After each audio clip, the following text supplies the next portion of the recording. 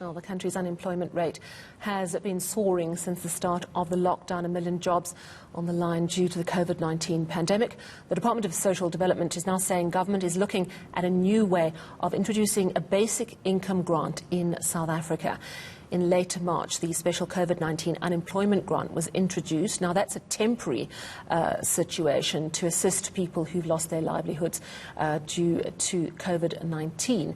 But it is a question, what happens when that stops being paid out? Let's discuss the issue of a basic income grant and whether it could become a reality in South Africa. I'm joined by Isobel Frye, Director at the Studies in Poverty and Inequality Institute. Good evening, Isobel. A basic income grant has been a goal for a very long time, but it seems that there's more discussion about it now than ever before. How realistically close are we to a basic income grant, which would deal with the people who are kind of in the middle and have nothing? Good evening. Yes, it was very welcome, the announcement yesterday by the Minister of Social Development. As you say, the discussion of a basic income grant in South Africa originates back to 2002 with the release of the report of the Committee of Inquiry into a comprehensive social security in South Africa. So the question about how realistic and how close we are, there are currently no social grants for people between the ages of 18 and 59, despite the constitutional right. And I think if we look at the levels of unemployment, which are increasing astronomically, as well as the fact that we had very high levels of poverty even before COVID, the question is about what is to be done, because something certainly does have to be done. We're in the middle of the winter months. We saw people snaking for food during lockdown, early lockdown, and we've also seen the high numbers of people applying for a social relief of distress grant who've been declared ineligible. So the adoption of a universal cash grant is a very bold step, but it seems to be the only step that will really meet the level of need that is required. Let's move to the money in a moment, but let's first look at the logistics. We've seen a lot of problems with rolling out this 350 Rand grant to all the people that applied and who qualified. What important lessons have been learnt through that process that could stand us in good stead if we move towards a basic income grant? I think inherent in the notion of a basic income grant is that it's universal. What we've been seeing with the social relief of distress grant is what we call areas of exclusion. So in order to try and minimize the numbers because of the limited budget that's been afforded to the social relief of distress, there are a number of hoops that people have to jump through. So people, firstly, the ID document for number of citizenship or for refugee or asylum status, but then also trying to exclude people from the SARS site, from the UI site, and from other social grant entitlements. And so if you look at a universal grant, you eradicate that entire layer of administrative hassle, which in a country like South Africa, where everybody has an ID document, an ID number, would be far simpler to administer.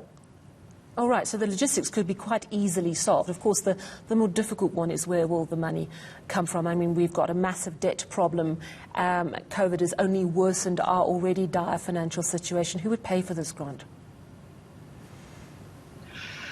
The question of payment has always been linked to a basic income grant. So even back to 2005, when we had a budget surplus, we were told by the then Minister of Finance that it was unaffordable. So to an extent, the question of payment really is one of political will, in addition to the hard rands and cents. So a number of economists have pointed out that there are ways of paying for it, looking at the Government Employee Pension Fund, the GEPF, which is currently fully funded.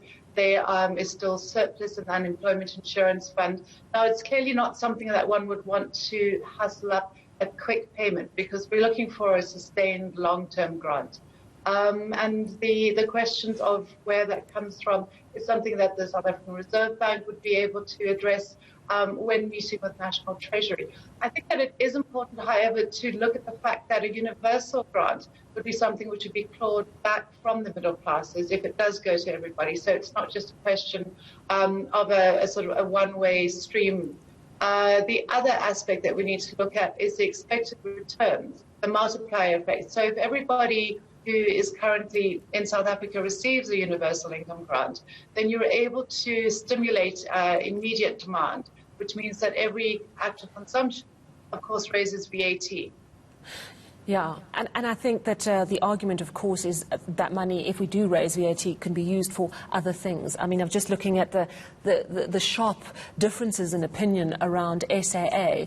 The unions are saying it's absolutely immoral not to save those jobs and look after the many thousands of people that are linked to that airline, and then the DA saying it's immoral not to let it collapse. And I just think that the issue of political will, as you say, is central, despite what the minister said yesterday. Do you really think the political will is strong enough and ready now to really look at that?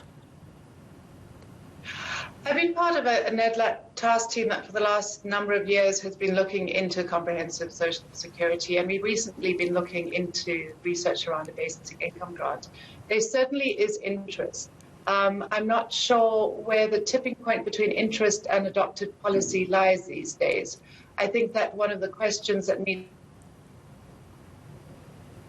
All right. Unfortunately, we have lost Isobel Frye. She's a director at the Studies in Poverty and Inequalities Institute.